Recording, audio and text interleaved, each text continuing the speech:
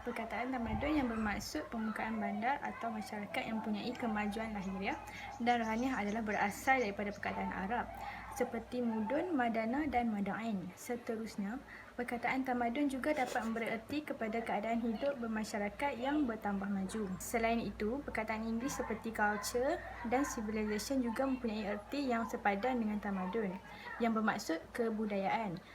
Manakala istilah civilization adalah berasal daripada perkataan Latin iaitu civitas yang bererti bandar. Manakala istilah tamadun banyak digunakan dalam penulisan tamadun Islam. Ibnu Khaldun merupakan orang pertama yang menghasilkan karya tentang tamadun Islam. Istilah Melayu boleh ditarikkan berdasarkan kriteria seperti rumpun bangsa dan bahasa dan juga pelbagai suku yang tergolong dalam Melayu Indonesia seperti Jawa, Sunda, Madura, Aceh dan sebagainya. Tamadun Melayu ialah tamadun yang menyeluruh dan dibangunkan oleh bangsa Melayu berdasarkan bahasa Melayu setelah kedatangan dan penerimaan agama Islam di rantau itu. Bukan itu sahaja, para mubalik ataupun pemimpin Islam juga berjaya menarik pemerintah Melayu. Oleh itu, pemerintah Melayu sedikit demi sedikit beralih kepada kepercayaan Islam dan telah memberi kesan besar kepada pembinaan tamadun Melayu. Kebudayaan masyarakat tamadun Melayu dapat dilihat daripada beberapa aspek seperti aspek sosial, politik serta adat dan istiadat. Sebagai contoh yang jelas ialah kedudukan wanita dalam sesebuah masyarakat serta kedaulatan sistem raja berperlembagaan berjaya menyentuh aspek kebudayaan. Seterusnya ada istiadat yang masih diamalkan hingga ke masa kini iaitu adat pertabalan sultan, perkahwinan serta upacara kematian berjaya menyentuh aspek kebudayaan masyarakat tamadun Melayu.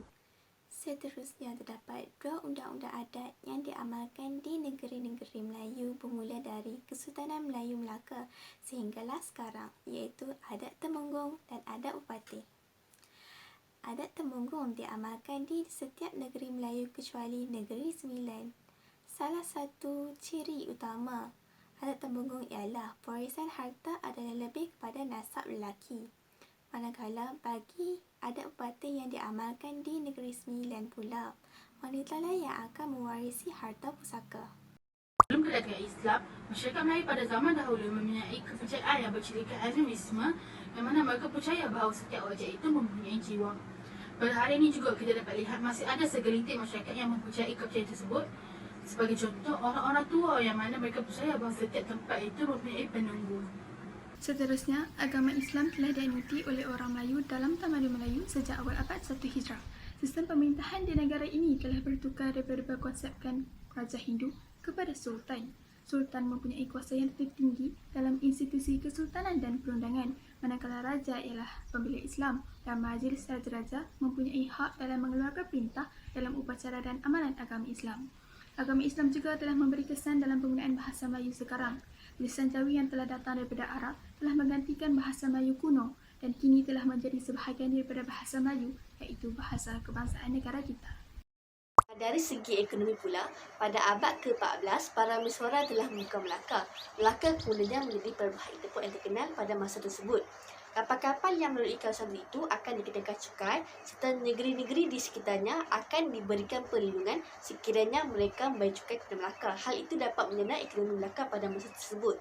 Hasil kemajuan Melaka menyebabkan orang Barat mula tertarik untuk menguasai Melaka. Selama 400 tahun, tanah Melayu telah dikuasai oleh orang Barat. British telah menggunakan kaedah yang baru untuk sektor perlombongan iaitu kaedah secara getah ataupun pump. Manakala untuk sektor penanaman getah, kaedah secara sistem air ataupun sistem ikan herring mulai dikenakan. Penanaman getah telah menyumbang sebanyak 50% kepada ekspor kasar negara pada masa tersebut. Pada masa pemerintahan British telah melaksanakan dasar pecah perintah, iaitu orang Cina bekerja sebagai pedagang di kawasan bandar, orang Melayu bekerja sebagai petani atau nelayan di kampung, manakala orang India bekerja sebagai penoreh getah di estet atau ladang getah. Hal ini telah mewujudkan jurang kemiskinan yang agak meluas antara golongan masyarakat bandar dan luar bandar. Kerajaan ingin menghapuskan kesulitan ekonomi yang tidak seimbang ini dengan konsep penyusunan semula masyarakat.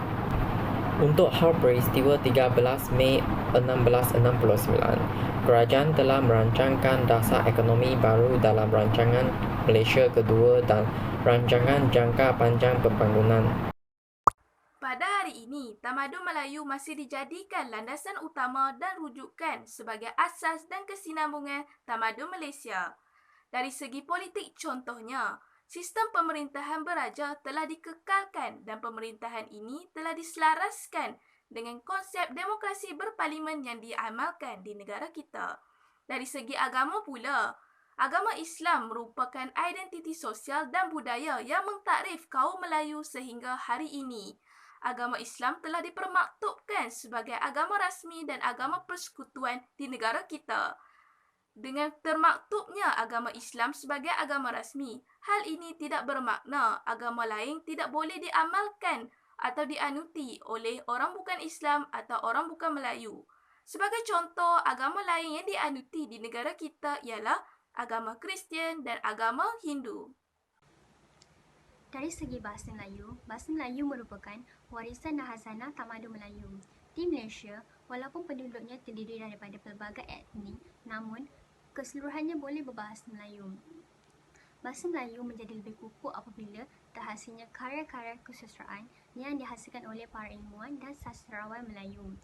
Perkara 152 dalam Perlembagaan Persekutuan menyatakan bahawa bahasa Melayu adalah bahasa rasmi di Malaysia.